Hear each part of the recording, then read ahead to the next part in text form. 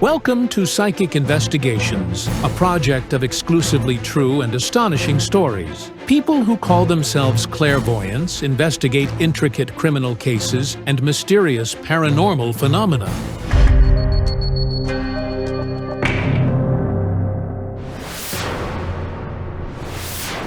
This is a photo of four friends, Serhiy, Yevhen, Andriy, and Artur. The youngest among them is 15, and the oldest is 18. They all attended the same wrestling club. They were very close since childhood. And these two, Andriy and Artur, were inseparable. Andriy trusted him so much, and they were such good friends. But at a certain point, the fate of these boys and their families changed forever. You won't even wish it to your enemy. The most terrible thing happened.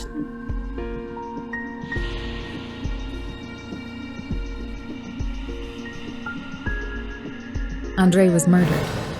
Andriy's best friend, Artur, was detained on suspicion of the murder. I was at work when my husband called and told me that our son was a murderer. A traumatic brain injury. 3 or 4 blows. The first was inflicted with a piece of concrete. And the second, I don't know. They found him at an old abandoned construction site. It is 10 kilometers from where Andriy lived with his parents. Andriy's body was covered with an old plastic bag and buried under garbage. The case provoked a stir. After all, a minor teenager killed his friend. The boy's friends and family can't understand how this happened. Could Artur really kill his best friend? I can't simply wrap my head around it. He was never aggressive. The police investigators didn't find Artur's fingerprints or any other biological traces at the crime scene. The only reason for detaining the boy was that Artur was supposedly the last person to see Andriy alive. Everyone who knew the friends, including the victim's parents, doubt that the police caught the real murderer. We spoke to Artur. I strongly doubt that he was even involved in it. Everybody doubts he really did it.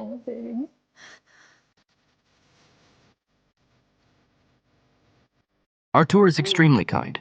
He couldn't have done it.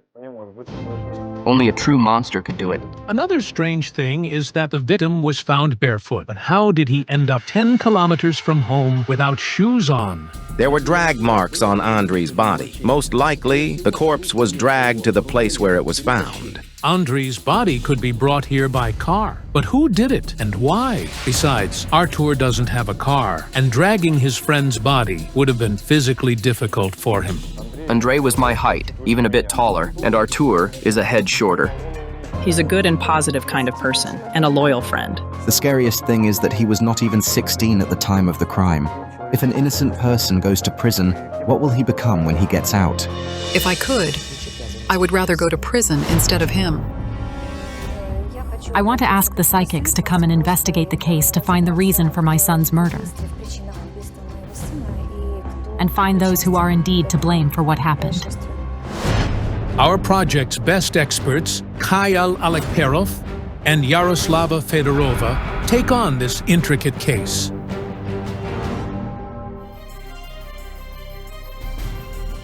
Who's involved in your death?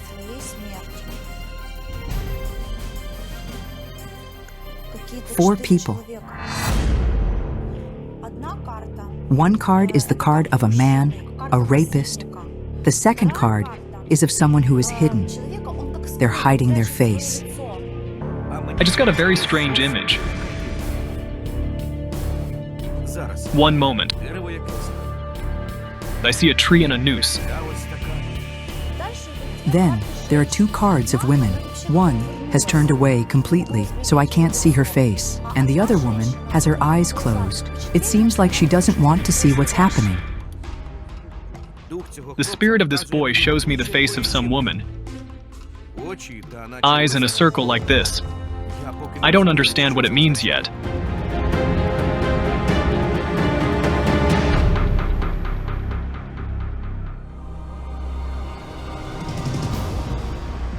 Hello. Hello. The Kolesnik family are business people. The father deals with timber, and the mother owns several clothing stores. Just a month before the tragedy, the family finished building this country house. Now, Oksana and Serhiy prefer to stay here. They say it hurts them to stay in the apartment where they used to live with their son. He loved making me happy. When he started earning his own money, he began giving me beautiful roses. But now, memories are all that's left. I see two places, where he was murdered and where he was found, but it seems to be on the side. His body was dragged to another place. They wanted to hide it. Was your son tall? 1.90 meters. I see him hugging you, and you seem to disappear in his embrace. And he's constantly moving his legs. It looks like some kind of training. He did kickboxing. Many girls wanted to sit next to him in class. Artur received less attention from girls. He came from a less affluent family, and he couldn't impress the girls with new clothes or a music player. So his life revolved around sports. He trained every day. He's my younger brother, but he always protected me. Everyone thought I was the younger sister, and he was the older brother. The friends always got along well. They even had a shared dream of opening their own restaurant. Andrei graduated from school first and waited for his friend to graduate so they could go to university together. I feel someone's fear and tears. Some boy. He's awfully scared right now. And he's repeating your son's name for some reason. Artur. On that day, the two boys went for a stroll. Artur came and suggested him going to the downtown. The boys would often go to the pizzeria, cafe, or the local amusement park in the downtown. They said goodbye and left. I called him at 4:45 to ask him something. It was just a regular household question. And Andrei answered me in such a cheerful voice. I heard other voices too. There were voices of boys. Someone was with him. I mean, he wasn't alone. I understood that he was in a company. Andrei promised his mother that he would return in an hour, but 40 minutes later, the police called her to tell her that her son was dead. And the next day, tragedy struck Irina's family as well. Her son was taken to the police station on suspicion of murdering his friend. You don't believe he did it, do you? No, I don't. The day after his detention, Artur Polyakov wrote a confession admitting he murdered his friend Andrei Kolesnik. This procedure was initially violated. There was no lawyer or his teacher. Artur Polyakov is 15 years old. The law prohibits to conduct any investigative actions with minors without the presence of a psychologist, parents, and a lawyer. Did the boy really break under pressure from the police investigators and take the blame on himself? Your son didn't see anything before his death. It looks like he was standing with his back to his murderer, and then he felt pain in the back of his head. It seems he was attacked from behind. The first blow to Andrei Kolesnik was indeed delivered to the back of his head. That means the murderer struck from behind. I'm trying to ask your son who murdered him. Was it Artur? But for some reason I see your son in something like water. I also see him like he's in water, but he didn't drown. We cremated his body. The parents scattered the ashes of their son over the river, not far from their home. Not long before that. He mentioned how bad it is to lie in the ground. He didn't want to be eaten by worms. He said it's better to be cremated after death. We laughed then, and I even said that I agreed with him. We should go to the place where you scattered the boy's ashes. It's far, so you'd need a vehicle.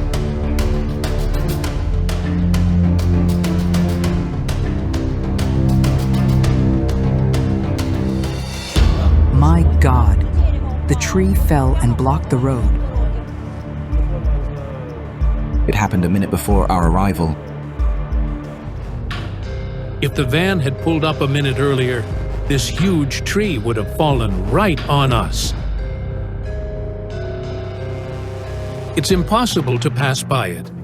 The Kolesnik's neighbors are trying to help.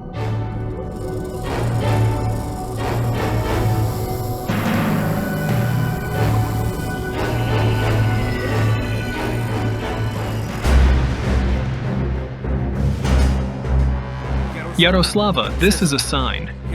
Earlier today, I saw a tree in my vision. But what does the tree have to do with it? Due to the delay on the road, the psychics only reached the place where Andrei's ashes were scattered, almost at midnight. I need some time.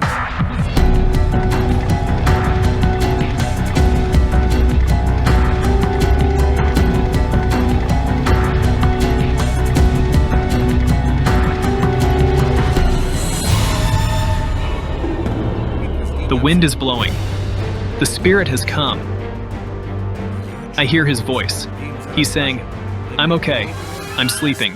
Andrei had a saying he liked to repeat. I love sleeping. Sleeping loves me, and sleeping and I love each other. I'm trying to ask him what happened, but he says he can't tell. He's ashamed in front of his mom. For what? He says to ask his brother. Who knows the truth? A terrible scream. One of your sons is shouting, "I wish you never existed." Horrifying words from the older brother. That's exactly what happened. The mother immediately understood what the psychic felt, but she refused to tell the details on camera, saying it hurt her to remember. However, she later admitted that just a few days before the tragedy, Ihor and Andrei had a serious quarrel. Did they quarrel because of money? Yes, they did. It turned out that the conflict arose because the brothers couldn't share the money their parents paid them for work. And that time, Andrei got more money. The fight was on the 18th, if I'm not wrong. And the tragedy occurred on the 21st. Could a quarrel over money have been the motive for such a brutal murder? Did Andrei's brother kill him? But Andrei really missed him a lot. Andrei communicated with his brother more than with you. For some reason, you were never around, always busy with something. Unfortunately, yes. Meetings, partners, business trips. The parents did whatever to provide for their children. The business took almost all the time of the elder Kolesniks, though now they would give anything to bring their son back. There was a quarrel between your sons, and after that, for some reason, I see one of the brothers in the air. They went on vacation abroad. To Turkey. It turned out that on the day of Andrei Kolesnik's murder, his brother Ihor and his wife were abroad. They only returned on September 25th. When we landed, we called our father, and he told me that Andrei had been killed. I felt sick. All I want is to see him again and tell him that I love him. But why did the spirit say his brother knew everything? He treated Artur as his brother. They were so close that they indeed called each other brothers. It's getting harder to maintain the connection with your son's spirit. He's afraid that his mother will find out the truth. Where did you find your son? I need to see that place. Andrei won't say anything more here. I've lost the connection with him. He keeps telling me, my brother knows. He called Artur his brother. We can't talk to Artur now because he's in prison, but we can talk to Artur's parents. However, it's already late, so the psychics will continue the investigation in the morning. Kayal, I think I need to see Irina. This is Artur's mother. Kayal Alekperov stays to wait for the victim's parents.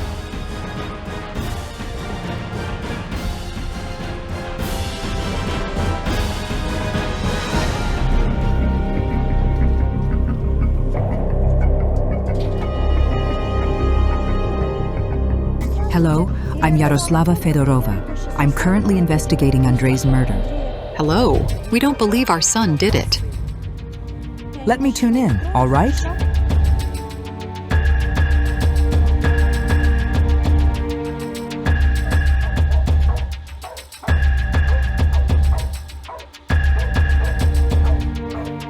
I sense that all of this doesn't belong to you. You're not the owner of this place. We rent it. We don't have a place of our own. Irina and her husband were never able to afford their own place. I kept thinking about those boys. They were like two opposites. Andrei had money, and his parents ran their own businesses. while Artur had none of that. Andrei had everything he wanted, but it would take Artur years of hard work to achieve that. Indeed, Artur's family was never wealthy. His father is an ordinary driver, his mother a seamstress, and they have 2 children to raise. They never had enough money, so Artur started working at the age of 12. He already worked. Kids at school would even make fun of Artur because he was poor.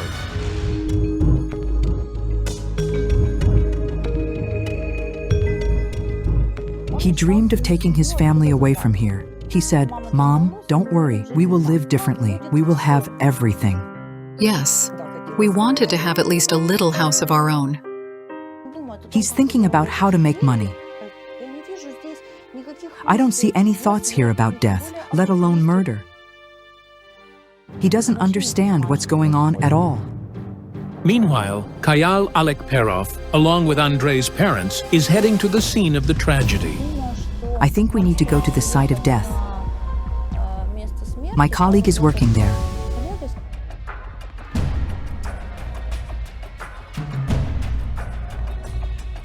Hold this.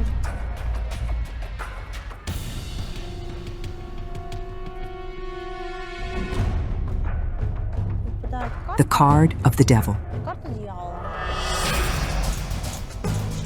Someone is in a very serious dependency. It's his father. I sense pressure.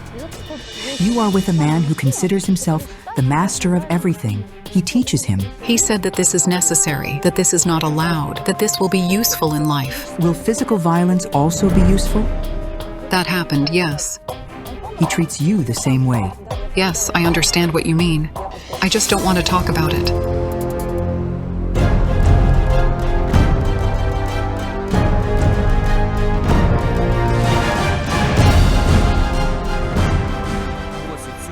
He was found here, right?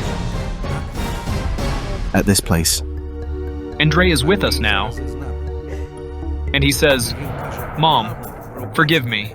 He was nothing to ask for forgiveness for.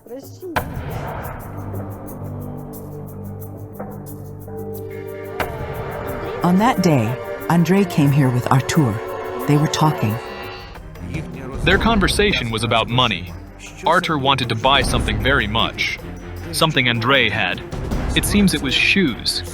But he spent his money on something else. Irina, did you know that your son borrowed money from his friend? No. I see Andrei giving money to Artur, but not on the day of the tragedy. It was earlier. Andrei would always lend money. He never had any problems about that. For some reason, Artur was terrified because of a man.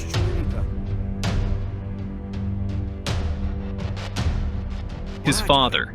Because if he found out about the debt, it would have been terrible. The boy asked Andrei not to tell his father.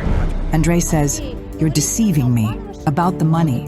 It was, like a hint. You didn't even notice that your Andrei was quite the teaser. He often tried to provoke Artur by pointing out that Artur couldn't afford many things. Andrei jumped up, turned around and said, "That's it. I'm going to tell your dad." And Artur shouted after him, "I never thought you would rat me out." He grabbed the first thing that came to hand, purely out of anger. If it had been an empty plastic bottle, he would have thrown it. But it was a piece of brick. Andrei fell like this, face down on his arm. Irina, I'm sorry. I hate to say that, but your son is indeed a murderer.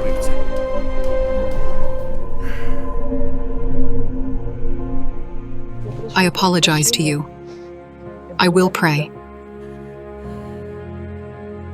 I don't know, maybe my words don't mean anything, but I understand you very much, and I sympathize with you. It's hard to even imagine what this unfortunate woman is feeling right now. Then I understood why the tree fell on our path and what picture Andrei's spirit showed me at the beginning of the investigation. The fallen tree was an aspen, the tree of Judas, and the noose. Judas hanged himself on it. The spirit of Andrei wanted to show us that the cause of the tragedy was betrayal. He betrayed his friend when he decided to tell his father about the money. And his friend betrayed him when he cowardly struck from behind. But in the picture that Kayal Alekperov drew at the beginning of the investigation, there were also eyes. What do they mean? A woman's face. The eyes in a circle. This image is on the traitor's body, like a tattoo. It turned out that Artur had a tattoo on his arm, and it looks exactly as Kayal Alekperov described. For some reason, your son isn't even angry at him. I don't know how to explain it. Please forgive me if I said too much. It's just what I hear and see.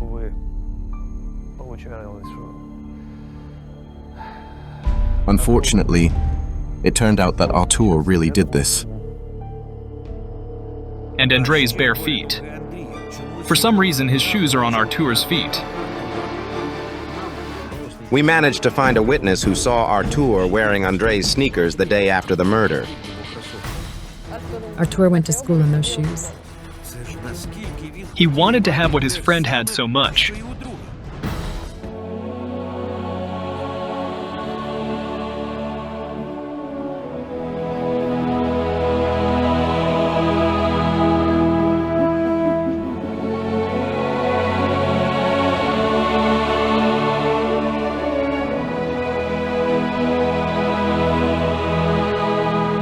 A chilling murder of an attorney.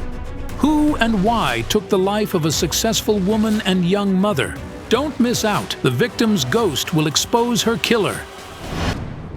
On August 14, 2017, attorney Victoria Olejnik was found dead in the town center. Our daughter is gone. This pain tears at our souls day and night. I can't believe she's simply gone.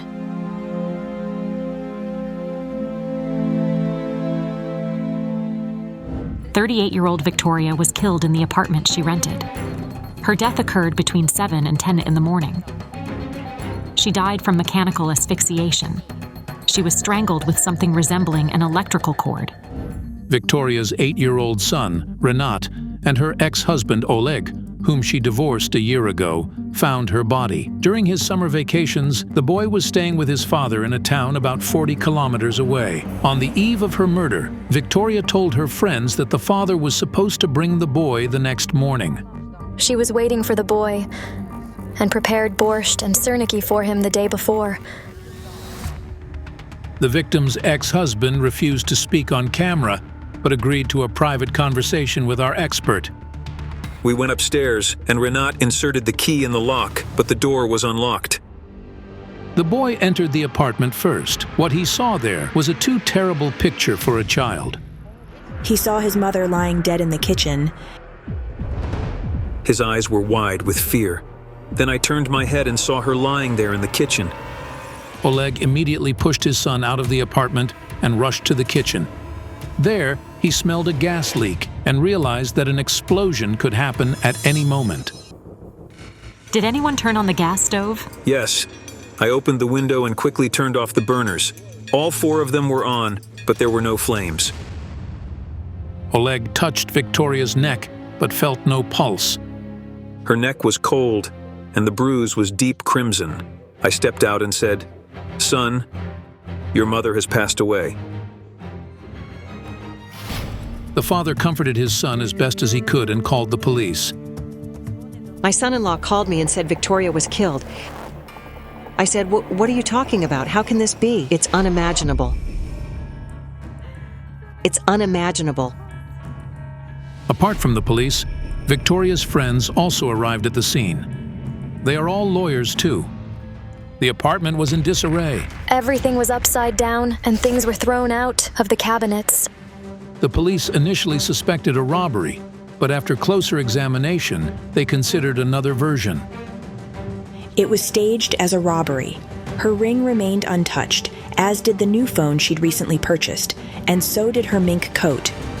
Of all Victoria's valuable belongings, the unknown assailant took only the gold earrings and chain. So they had been searching for something else in her apartment. But what is it? Additionally, the experts confirmed that there were no signs of forced entry. Could it be that Victoria herself opened the door to her killer?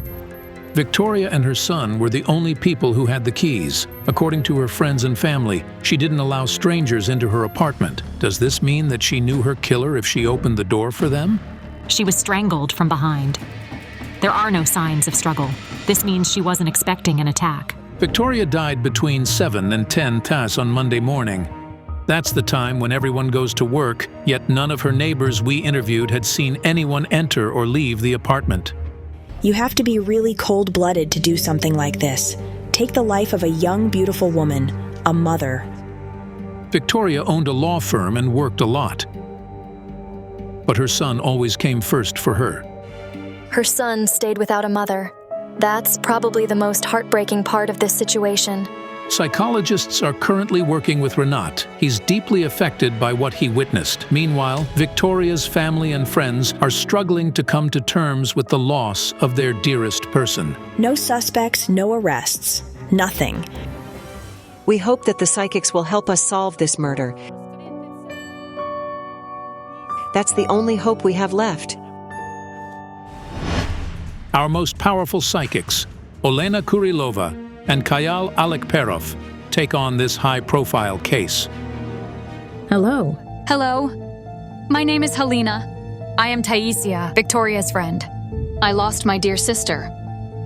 We'll do everything to find the beast who took her life.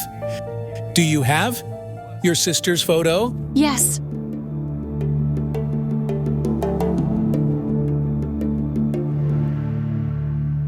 I have a vision. A woman's hand presses buttons. It's the hand of someone who died. What does the psychic's strange vision mean? How can a dead hand press buttons? I had a dream yesterday. I saw a large piece of glass like a mirror with letters and numbers on it. I tried to read them, but someone's hand was erasing them. My jinns are telling me the answer is in the car that wasn't there.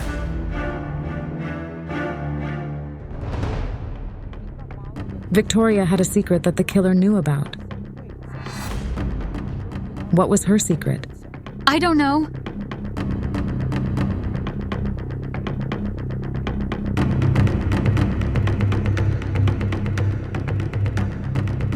Helena, strangely enough, but after your sister's death, you feel guilty. What do you blame yourself for?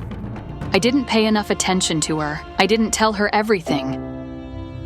That I love her and that she's my dearest person ever. You were supposed to know her killer. She was going to tell you about them during a phone call, and it happened more than once.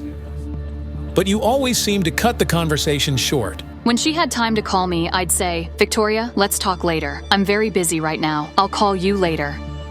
The only person she could share her problems with was you, Helena. For everyone else, she always tried to appear strong. I'm sorry. I didn't always have time for you. I deeply regret it now. I want you to know that I love you very much. And she loves you too. Wait. I hear something? Rainy. Who's Rainy? Her son. It turned out that only Victoria's closest people knew that this is what she affectionately called her son, Renat, whom she adored. She was a super mom. She was 29 or 30 when she gave birth. Renat was a long-awaited child, so she devoted herself entirely to him. Currently, Renat is living with his father, Oleg. The family says that the boy can't accept the fact that his mother won't hug or kiss him anymore. And he desperately wants her killer to be found.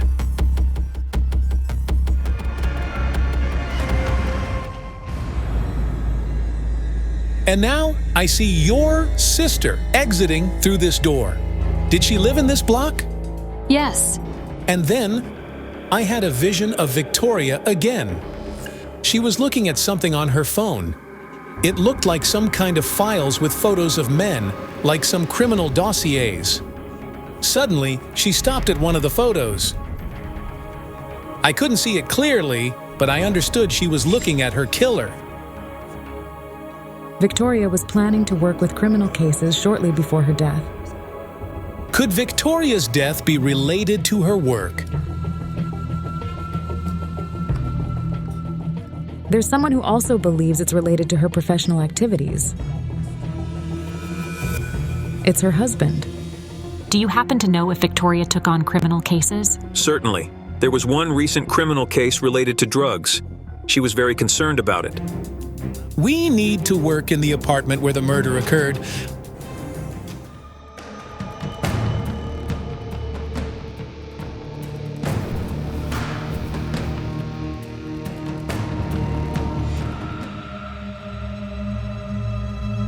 However, the new tenant didn't allow the psychics in the apartment, so the clairvoyants had to tune in to the murder from outside the apartment.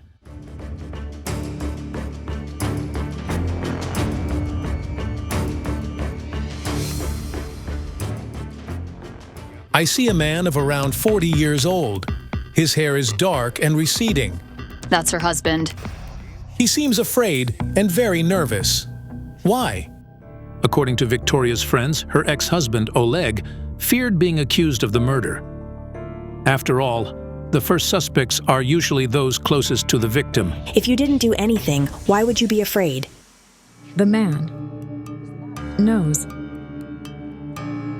how to cover up tracks and destroy evidence. He's an attorney, a practicing lawyer. Did any of you suspect her husband? I lean toward this version. Many people suspect him. Oleg is the only person who had a very negative attitude toward Victoria. He was jealous. He's unfulfilled. Clients usually preferred her, so they were actual business rivals. Why did Victoria die? Love and money. A shocking revelation. Love and money? Could her ex-husband truly be the killer? I just spoke to Victoria's colleagues who knew her well. She didn't have cases that were truly high-profile crimes. They were mostly civil proceedings. But why did Oleg claim she dealt with criminal cases? We need to talk to him.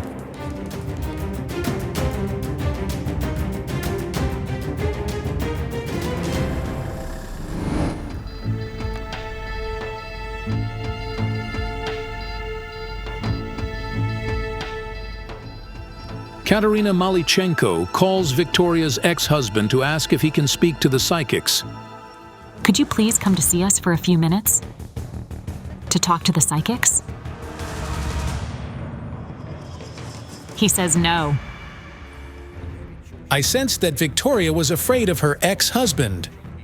She feared he'd take her son from her. It turned out that after the divorce, Victoria had conflicts with her ex-husband because he wanted to take their son to live with him. I hear his words. I'll kill you. Did he threaten her? He said it was simpler to kill her than to deal with her. Incredible anger and aggression, fueled by some financial matters. They were at court because of child support. Do you mean he didn't want to pay child support for his own child? Yes, yes. He's very greedy for money. Did he lose the court case? Yes. He was shocked. He couldn't understand how Victoria, a mere woman, won the court case against him, an outstanding professional. It was she who filed for the divorce, right? The marriage of the broken heart. Why was it broken? My Jinn say it was because of secret love. She found her husband's chat with another woman in his phone. They were talking about a dinner together, and he'd bought her a gift. She got mad, took the child, and left. Then she rented an apartment in another town and went to live there. He felt offended and humiliated. Yes, and she didn't just leave, but she also took the son with her. She gradually started arranging her life, and he couldn't accept that she was succeeding. He told her, "I see you're doing well."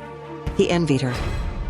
Could it be that Victoria's ex-husband hated her so much that he took her life? At approximately what time was he supposed to bring the son to hers? At 7:20. But he claims that on that day, Renat overslept, and so he was late, even though her apartment wasn't far from his office. It's a 3-minute drive by car. He could have called her and said, "Come out and take Renat." Instead, he didn't drop him off and took him to work. Oleg texted his ex-wife, saying he would be late and would bring the boy later. Victoria's ex-husband sent her the text at 7:49, and Victoria replied with a short, "Okay." So, could he have decided to leave their son at work and deal with Victoria in the meantime? The psychics decide to visit the cemetery to summon Victoria's spirit. Meanwhile, the project's detective heads to see the neighbor who reported hearing strange sounds from Victoria's apartment on the day of the murder.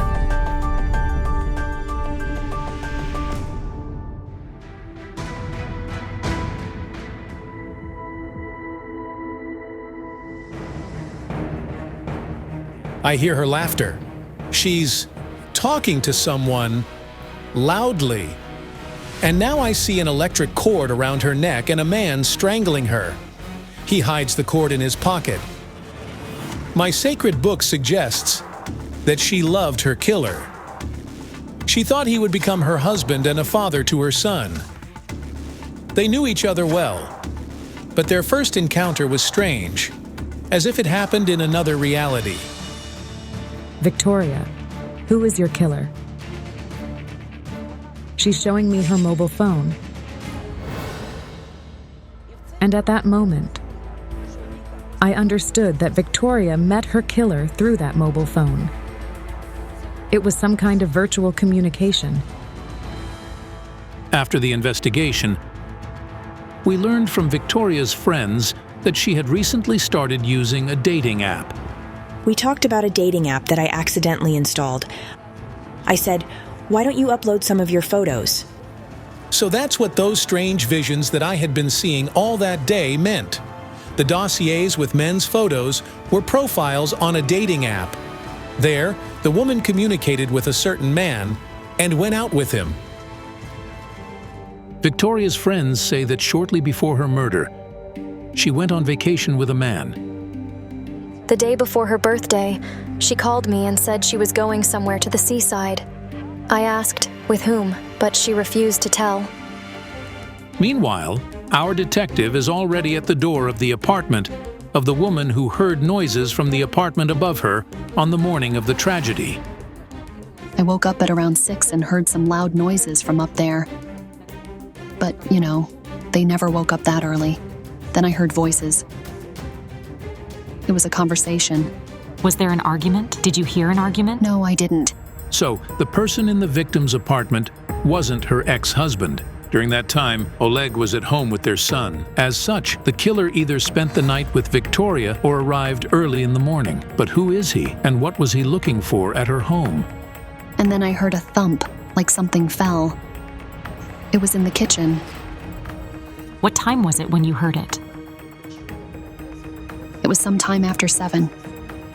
Perhaps the sound the neighbor heard was the sound of a body falling. After all, according to her, there was silence in the apartment above immediately after that. It was shortly after 7 in the morning. Then how could Victoria have replied to her ex-husband's text on Viber at 7:49? And then I saw my morning vision again. A woman's hand presses buttons. It's the hand of someone dead. I finally understood what the image meant. The killer was sending messages from the dead woman's phone. Incredibly, but Victoria's ex-husband and friends all confirm that she never used the word okay in her text messages. Did she ever use okay in her text messages? No, she always used Ukrainian. She couldn't have texted okay. It wasn't her style of written communication. I remembered the dream I'd had before the investigation. In it, there was a large piece of glass that resembled a mirror, and there were letters and numbers written on it, and somebody's hand was erasing them. Now I understand the piece of glass wasn't large, but small. And a man was doing like this.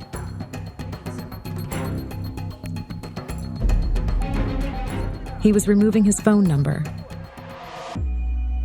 The man was deleting information about him from Victoria's phone. He was erasing his phone number and call history. He's running out of time. He knows the boy will be brought soon. He knows her plans. He hurriedly wipes the furniture and door handles with a rag and then leaves. After the investigation by the psychics, I received some new materials on the case. Fingerprints of an unknown man were found in Victoria's apartment. However, the police failed to identify the person who had left them. But why did the man whom the woman loved so much murder her? My djinns say she was killed because of a car. I hear a conversation about a car. She mentioned she wanted a car. Victoria shows somebody a photo of a red car on her phone. She trusts the man. She told him she was saving up to buy the car. I know she sometimes bought dollars, but I don't know where she kept them. The murderer thought the money was in the apartment. That's why he turned everything upside down. He was searching for the money. She didn't expect this from him. She's telling me, I loved him. She's showing me his image now. This man is around 35. Dark hair, fair eyes, average height, athletic build. Will he be punished? This man will be found through the information on Victoria's phone. The deleted messages and calls must be recovered. But unfortunately, we don't have that capability. Only the police can do it. But I'm afraid the killer will be caught only after he commits another crime. We and all our friends are very grateful to you for agreeing to come and help us. Justice will prevail. It's hard to believe. The woman thought she found love on a dating app, but instead, she found her death. A horrifying series of murders keeps the entire city in fear. Don't miss out. The ghosts of the victims will expose the cruel maniac. Ukraine. May 2018, 8 p.m. Hundreds of people gathered to celebrate the day of their city in the Central Park. Little did they know that within just a few hours, they would all be searching for a missing girl named Maria. Maria Zakharevich, 17 years old, dressed in a white sweater and jeans. Such announcements flooded all social media. It was the 26th, the day of the city. After we met, we went for a walk in the park. Then Maria suddenly said she wanted to go home. She hugged me, said goodbye, and left. Veronica still doesn't understand why her friend decided to leave so abruptly, especially since she promised her mom she'd be home by 11. It's a 5-minute walk from the park to Maria's home. However, she never returned there. I called her and heard the tone, but she wouldn't answer. Maria's mother called all her daughter's friends, but Veronica was the only one who had seen Maria before she disappeared. What else could we think? Something happened to the child, that's it. The celebration ended. All of Maria's family and friends rushed to search for the missing beauty. We went to the park and searched the entire area. I kept dialing her number, but again, there were just the tones, but no answer. We showed everyone her photo and dropped by all the cafes around. But no witnesses or no leads were found. A patrol car stopped, and I explained everything. We reported her as missing. The police spent several hours searching around the park, nearby streets, stations, and residential areas. Patrol cars circled everywhere, sirens blaring. The search lasted for 14 hours, but had no results. The only hope was to track her phone. But the satellite data shocked everyone. The signal came from the Central Park, which the police officers and volunteers had scoured thoroughly. However, even after another attempt, they found no girl, or at least her phone. The police immediately called in a K-9 unit. The dog picked up the trail and finally found Maria. She lay in the bushes, partially undressed and lifeless. Her phone was nearby, still ringing as her worried mother kept dialing her. She was just there, next to the path. Why couldn't anyone find her? There were so many people. Could she have been dropped there later? I didn't believe it until the end. I kept saying it wasn't her. I don't even want to accept it. The cause of Maria's death was mechanical asphyxiation due to strangulation. Horrific bruises remained on her neck from the killer's hands. The question keeps haunting me. Why? She was such a small, innocent girl. The police didn't view the version of robbery as the motive for the murder because all Maria's valuables were found near the body. Only her shoes, jeans, and underwear were missing. The crime could have been an attempted rape, and the killer took the victim's belongings because it bore his DNA. However, the initial examination revealed no signs of genital injuries typically present in sexual assault cases. But her face was badly bruised. The investigation hit a dead end. They found no fingerprints, nothing. I couldn't even imagine how hard it would be. The inhuman act not only claimed the girl's life, but also shattered her mother's world. She was my only child, and I devoted myself to her. Now, I have nothing to live for. It's been so long. I want them to finally find my daughter's murderer. I want to ask the psychics to help us find out who did. Our project's experts, Olga Kalinova and Yana Pasinkova, take on the case.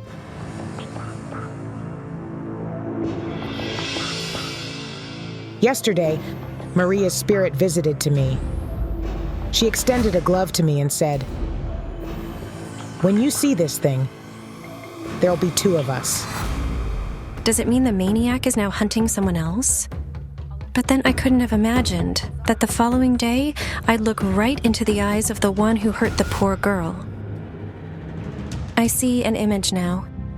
It's either a well or a tunnel. It's dark. The lid above my head closes and the light disappears.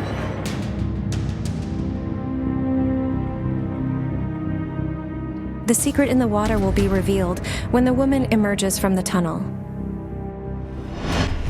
The following morning, the psychics are already at the building where Maria lived.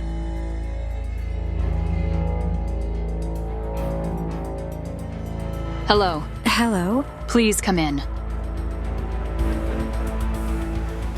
My daughter was murdered. I want you to find who did it.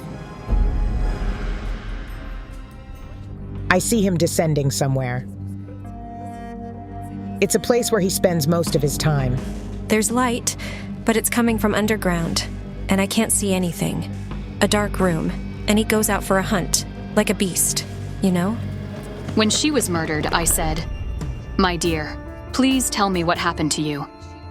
And I had a dream. There was a cabin, and from the cabin, a creature, like a werewolf, emerged. I see an image. A man's large hand with something resembling a postage stamp in it. This small detail will expose the murderer. A voice told me, "You will save 2 lives when the girl removes the pendant with the red gem." It was Maria's voice, but what exactly did she mean? Whose lives need saving? And what does a pendant have to do with it? I need to tune into the place where your daughter's body was found. Stop. Your daughter is showing me a white sweater. Maria gave me this sweater just 2 days before her death. She said, "Mommy, wear this sweater and always remember me." I asked Ina to bring the sweater with her. 5 minutes later, the psychics are in the park, where nothing reveals the recent brutal murder that occurred here.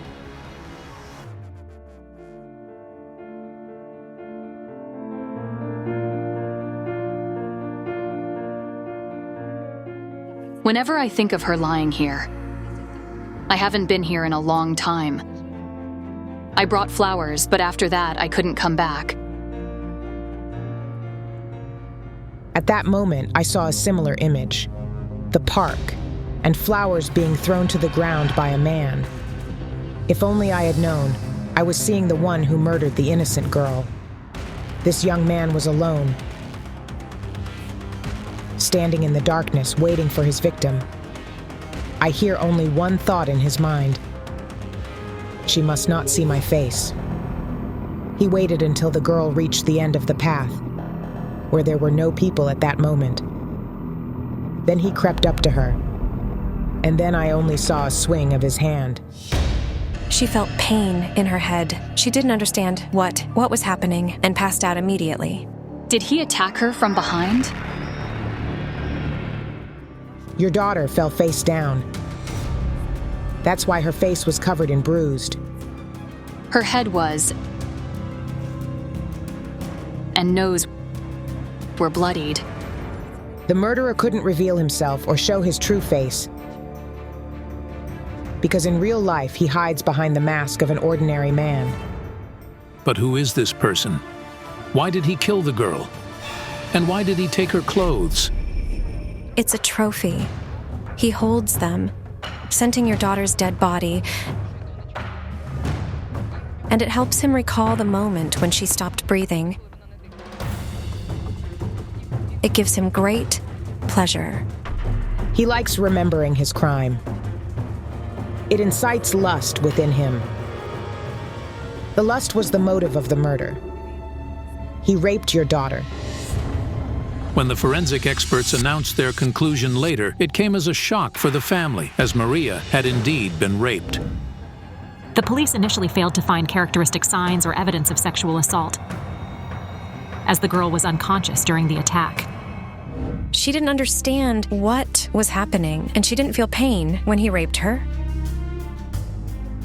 I had another dream.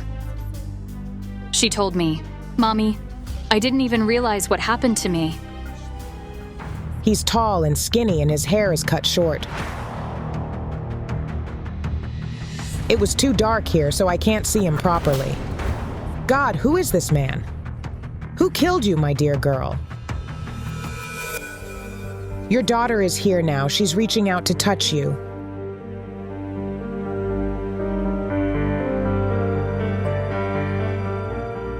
My baby daughter. I love you so much. I don't know what to do or how to go on living without you. I only lived for you. She says, I want to be with you too, but what you were going to do wouldn't unite use. Did you try to commit suicide? Yes, when she died. I didn't want to live anymore. Maria, tell us, who killed you? What did he look like? She says, Nika knows what the murderer looks like. But who is Nika? It's her friend Veronica. Everyone called her Nika. She might be able to describe the murderer. Perhaps she knows him, or she probably witnessed Maria's murder. She was the last person to see her alive. They were together on that day. Her and Maria, just the two of them. Veronica didn't tell you everything she knows about that terrible evening. Where can we find her? I don't know for sure where she lives, but I have her phone number. Can we call Veronica now? Yes. Veronica, can we meet and talk? At the place where you and Maria parted ways. Yes, I can. The psychics are at the local printing house. According to Veronica, Maria went home through the park from here. Hello. You were the last person to see Maria alive? Yes. Maria and I were sitting on the benches near the fountain. Then Volodymyr and Danilo phoned us. It turns out that Volodymyr and Danilo go to the same school as the girls, and Veronica had started communicating with them recently. What was next? They suggested going for a walk and we met up. We stood there and talked, and then we came here. And Maria said she wanted to go home. But I sensed that one of the boys didn't want to let Maria go. Which one? Volodymyr, he suggested walking her home, but she refused and said she would be absolutely fine going alone. I understood that Veronica wasn't telling us everything. I sensed that someone called you and informed you that Maria was killed even before her mother found out. Yes, I was asked not to tell anyone. Do you have a photo of this Volodymyr? Wait. Yes, he's the one who informed you about your friend's death. While the entire city was still searching for Maria, he already knew she was dead. But how? Vladimir called me. His friend's mother is a forensic scientist, and she told him that they had found Maria in the park. Wait. There's someone else who's connected to the police. And they are somehow linked to this Vladimir and your daughter's murder. It's a uniformed man. He has a friend, and her father is an investigator. He's the one who found Maria. Incredible. One person discovered the body and another conducted the examination. Yet neither yielded any evidence nor fingerprints that could lead to the murderer. And both of these people know Vladimir.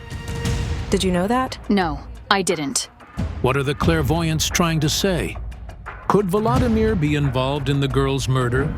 At the interrogation, the young man told the investigators that he had gone home that evening and hadn't seen Maria again. However, I'm surprised that the police didn't conduct any additional interrogations to prove his alibi. I sensed that this young man was in love with your daughter. But his feelings weren't mutual. He liked Maria a lot, but she didn't pay attention to him. Could the young man have taken Maria's life simply because she didn't return his feelings? At that moment, I heard Maria's voice. She said, "There is a girl whose silence unleashed the murderer." I thought it might be Veronica, but then I suddenly saw a horrifying scene.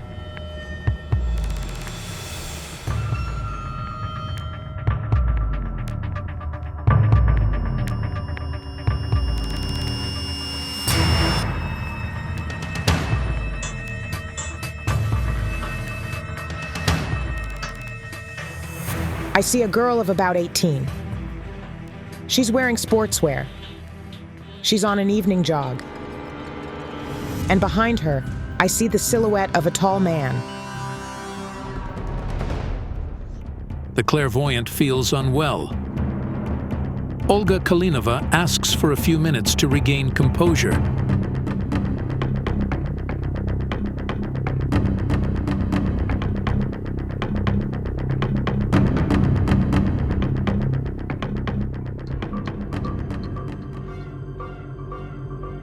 Please explain what you saw here. I had a vision of the man attacking the girl. He struck her on the head and dragged her into the bushes, where he began choking her, just like Maria. He wanted to kill her, but this girl survived. She was moments away from death, but someone startled him, and he fled. But who was it? Vladimir or someone else? He has the same energy as the man who took Maria's life. But unlike your daughter, this girl remembered the face of the attacker. I sensed that he acted carelessly and seemed confused. All because this unknown girl was his first victim. I didn't know that. If I had known, she would have stayed home, and I wouldn't have let her go anywhere. Your daughter died a few days after the maniac attacked his first victim. And it could have been different if that girl hadn't remained silent. She didn't go to the police immediately. She didn't even tell anyone right away. She was shocked, you see. That's why Maria said the silence of the girl unleashed the murderer. The maniac's first victim was Olha, a 22-year-old medical college student. We don't disclose her family name for her safety. The victim didn't report the assault immediately. She only did it after the news gained resonance. It was on the May 24th. A maniac attacked a girl while she was jogging in the evening, but he failed to strangle her to death, and she simply passed out. Katerina Malichenko phoned Olha many times, trying to get in touch with her, but in vain. Olha wouldn't answer, so we couldn't talk to her. Although I'm sure she needs time to recover and come to her senses after such a shock. Maria's words about Veronica knowing what the murderer looks like haunted me. And at that moment, I felt that she learned about it from the first victim of the maniac. Veronica, how do you know about the first victim of the murderer? And what did she tell you? I was at the interrogation after Maria's death. There was this girl there who described the man. She said his hands smelled strongly of cigarettes. And she said he had huge hands, dark skin, and wrinkles on his face. And that he was around 30 to 35 years old and about 1.75 meters tall. But based on the description, this man doesn't resemble Volodymyr at all. It's an older man and a chain smoker. Volodymyr doesn't smoke, he's an athlete. But if Volodymyr is not the murderer, then who is this elusive strangler, and how can he be found? Maria's spirit is here. She says, "Forgive me, my dear Beatty." This is what Maria used to call me. She always called her Beatty.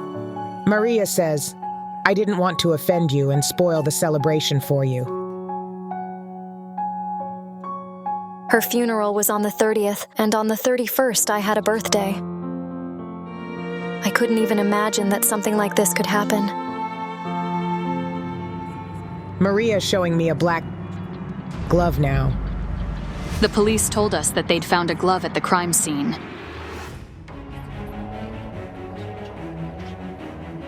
They took it for examination, but they didn't find any leads. The murderer left the glove at the crime scene by accident. Yes, it wasn't an accident that he took it off. He wanted to touch his victim's body after assaulting her. Maria asked you not to cry, and she says that she now has a friend on the other side. Wait. 2 dead girls on the other side want to stop the rapist. I understand now. Yana, do you remember I had a vision in which Maria handed me a glove and said, "When you see this thing, there will be 2 of us"? Maria's friend on the other side is another victim of the same maniac. Unfortunately, like Ina's daughter, she didn't survive. Maria says that this girl's name was Alina, and the murderer did to her the same thing as he did to your daughter. I sense that someone here knows about this case. Don't stay silent. Yes, I know it. I knew Alina. She was my neighbor. We lived on the same street. At that time, I didn't even think that I would encounter the monster who brings flowers to the murdered girl at the crime scene. Stay tuned. The shocking investigation goes on. The clairvoyants will find another victim and finally confront the criminal. Admit it. It gave you pleasure. What are you talking about? Should I call the police? It would be a good idea. We have something to tell them about you. The astonishing investigation continues. The maniac has taken the lives of 3 young women. Can the psychic stop him? Don't miss out. The ghosts of the victims will expose their murderer. Our clairvoyants, Olga Kalinova and Yana Pasinkova, are trying to stop a serial killer. He has attacked 3 girls already. One of them survived, but the other 2 are dead. All of them looked rather similar. A certain type of appearance, similar height, and the same hair color. The first victim was Olha, a student from the local medical school. She went jogging in the evening, and the maniac assaulted her. Fortunately, he didn't kill her, and she simply fainted. Somebody scared him off? And just 2 days later, Maria's body was found in the same park. She lay partially undressed, not far from a path. She was strangled. She was my only daughter. I gave her everything. I only lived for her. The motive for the murder was lust. He raped your daughter. The murderer had one more victim named Alina. She was found in another park, and the MO was identical. All 3 crimes had a sexual motive. The second victim was also sexually assaulted. The police investigators hit a dead end. We've already identified the approximate characteristics of the murderer. It's an adult male, about 1.70 meters tall, with tanned skin and pronounced wrinkles around his eyes. We've created a composite sketch. Currently, we're checking all the locals, but it takes time. The spirit of the last murdered girl, Alina, is here. She was my neighbor. We lived on the same street. Alina Horbatova was only 20. Like the other victims of the maniac, she was a student, studying to become a teacher and dreaming of working with children. She was very modest and cheerful. Alina simply adored children. Her friend Katerina recalls that since they were little, they both dreamed of becoming mothers. Katerina is now 8 months pregnant, but her best friend's dream will never come true. It's hard to believe this could happen to her. It simply couldn't be her. Alina's death resulted from strangulation, likely by a hand or hands. The evidence also indicates sexual assault and beating. The attacker undressed her and took all of her clothes. Alina's body lay in the middle of the park, absolutely naked. I wish the psychics would find the monster who killed Alina. Alina's murder came as a real shock for everyone who knew her. Her family's life came to a standstill. Her parents withdrew from their friends and acquaintances, and they now rarely leave their home. It hurts a lot. A week before her murder, Alina started preparing for her summer exams. She rarely went out with her friends and dedicated all her free time to studying. But on the day when she decided to visit her friend briefly, the maniac went out hunting again. Alina's friend lives a few blocks away from her place, so when she left her friends, she immediately called her mother. She had less than 200 meters left before she reached her home. 2 dead beauties. I see them now. They really look like sisters. Yes, they did look alike. Yes, the same outlines. Alina has something red around her neck, a chain with a gem. The pendant Olga described was the only item left on Alina's body after her murder. Maria told me, "You'll save 2 lives when the girl takes off the pendant with the red gem." Perhaps it's a hint that the killer will claim 2 more victims. But who is he? I need to see the place of her death.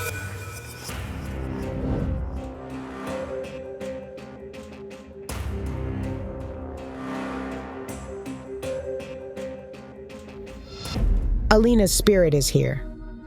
She approached a young woman in the crowd, took off the pendant, and put it around her neck. It burns in my throat. It burns through the neck.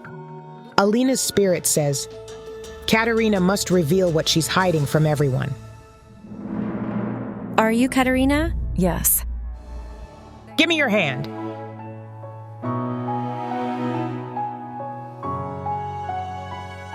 You knew Alina well. Alina and I were friends since the kindergarten. We lived on the neighboring streets. Alina says you must save 2 lives.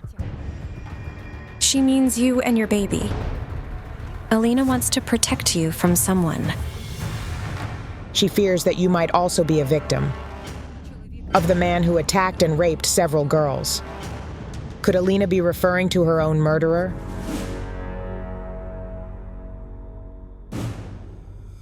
The man who's currently threatening you has harmed you before.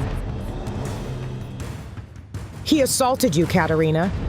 It's still difficult for Katerina to recall the horror that happened to her. When she was 14, she was assaulted by 2 young men she had known since she was little.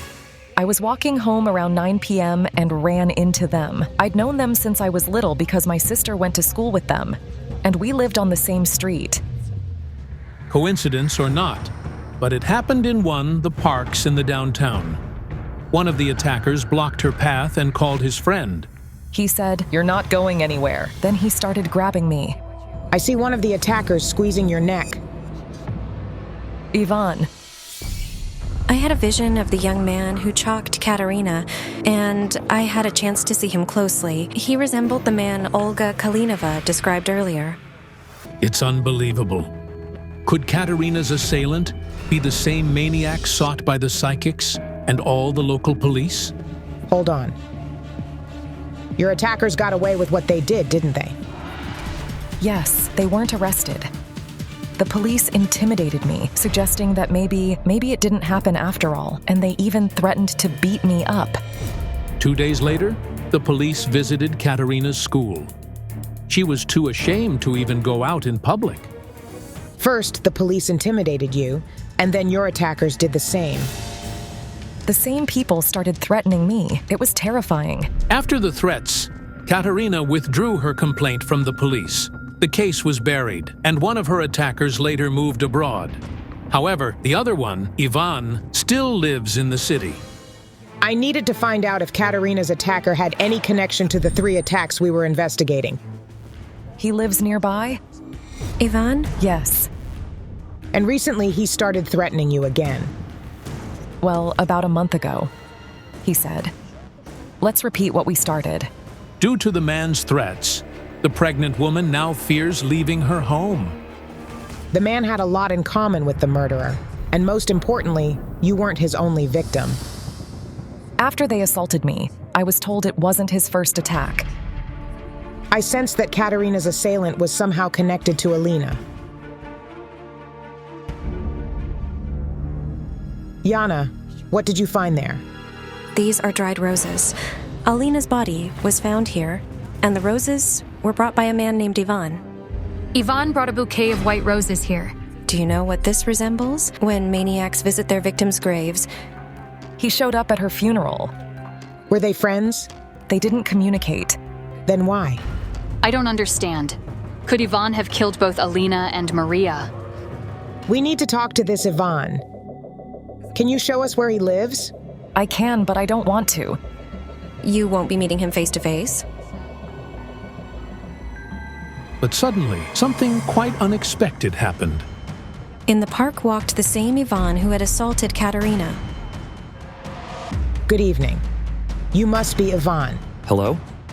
We need to talk. Is this some kind of accusation? Does the name Katerina mean anything to you? I don't know any Katerina. She's the woman you assaulted as a teenager. No, I don't know her. What do you mean? I mean that 6 years ago, you and your accomplice assaulted a girl named Katerina. This is ridiculous. Stop lying and admit it. It gave you pleasure. What are you talking about? Should I call the police? It would be a good idea. We have something to tell them about you. Go ahead. Don't tell me what to do. I had no doubt that this man had assaulted Katerina, but did he really have anything to do with Maria and Alina's murder? Did you know Alina? I did. Were you at her funeral? Yes. And were you in the park on the evening of June 14th when Alina was murdered? No. Both clairvoyants keep their eyes on the man. Could he really be the murderer? We tried to delve into his past through his eyes. But I didn't see the murder. The man brought the flowers to the site of Alina's death because he sympathized with her. I know you harassed Katerina again. Will you stop this nonsense?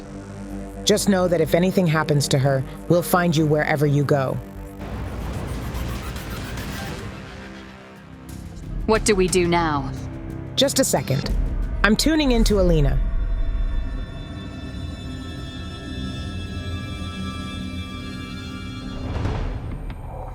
She's extending her hand, holding something like a postage stamp. She says, "It's hidden at home," and points to a red building. Could it be her home?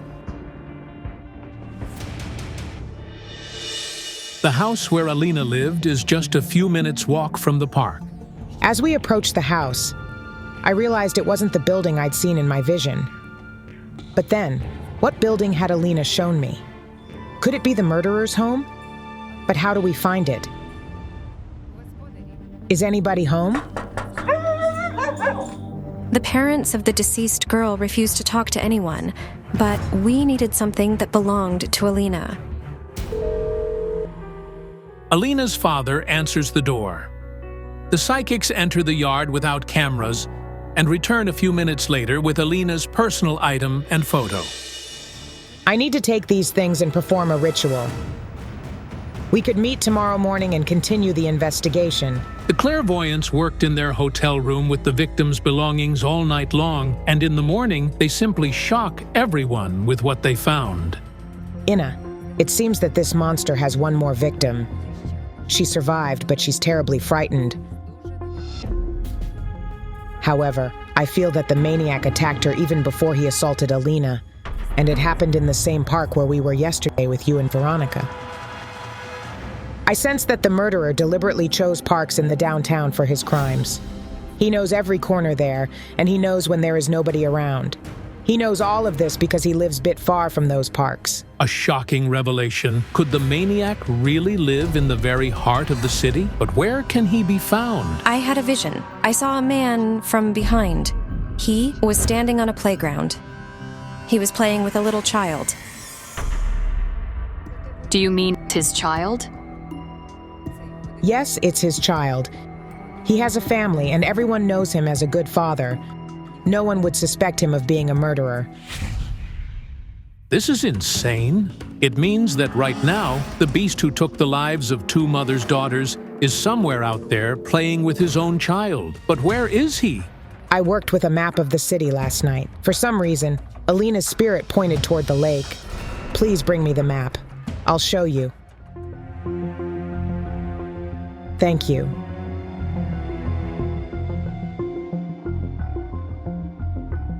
The psychic points to the lake situated between the two parks where the murders occurred. It is surrounded by residential buildings. Could the killer live somewhere there? Inna, do you know this area?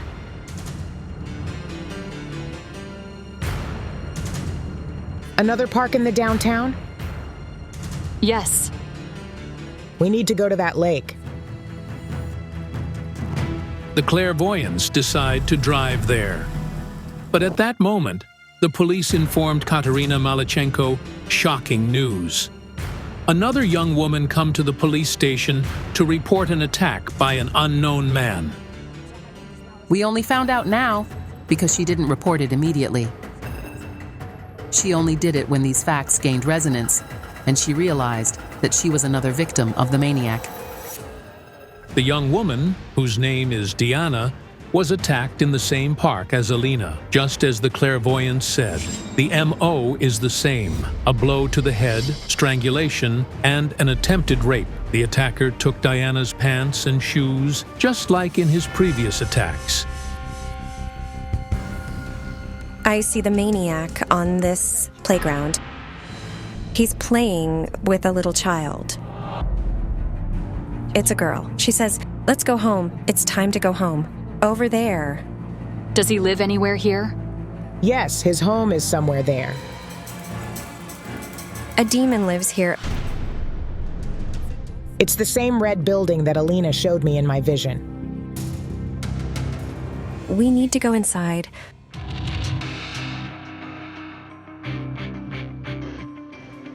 There's no one home. Who lives there? Olha and her daughter. And what's his name? I forgot. Andrei. And Andrei. It turns out that a man named Andrei has been living in this apartment with his wife and their 4-year-old daughter for several years now. According to the neighbors, Andrei went to the countryside a few days ago, allegedly to visit his relatives. Do you happen to know the address or the name of the village they went to? I don't know where they live. We don't know. Can we talk? We sense that the man who lives in this apartment may be involved in the brutal attacks on 4 local girls. You know, as a neighbor, he's always been polite and cheerful with everyone. Where does this man work? He works in the mine.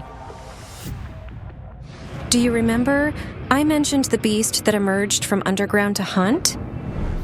I contacted all the local mining companies, and it turned out that they do know Andrei at one of them. They told me he had recently resigned. The neighbors gave our experts Andrei and his wife's phone numbers, but they failed to get through to either of them. However, a few days after the investigation, we managed to connect with Andrei's wife. Could we please meet and talk? No, I don't want to meet or talk to anyone. Honestly, I was desperate. To call someone a killer, I needed to look into their eyes, and then it hit me. I could use a photo. We found Andrei's photo on social media. I couldn't believe that man could do anything like that. Is it him? Yes, it's the man I saw during the investigation. Our journalists urgently passed all the information about the man the psychics suspected of the murders to the police. We received information about the probable suspect. We're currently working on it. I don't know. I could even kill him. His wife will never believe her husband could be a cruel serial killer. We're shocked. He seemed like a model family man. The bloody maniac sincerely loves his family. This is incredible. A seemingly ordinary family man by day, but a ruthless maniac by night? I see a beautiful young woman with long, fair hair. Who is she? He became a dreadful hunter because of her. She's someone from his past. The cards show unrequited love. The girl didn't reciprocate, and that's when he decided to seek revenge against anyone who resembled her. But how can he be stopped? We don't even know where to look for him. The psychics are seriously worried. But suddenly, Yana Pasinkova says what everyone hoped to hear. He will be punished, and he won't escape. He feels the tables are turned, and he is now the one being hunted. This is why he quit his job and left the city. I'm having a vision.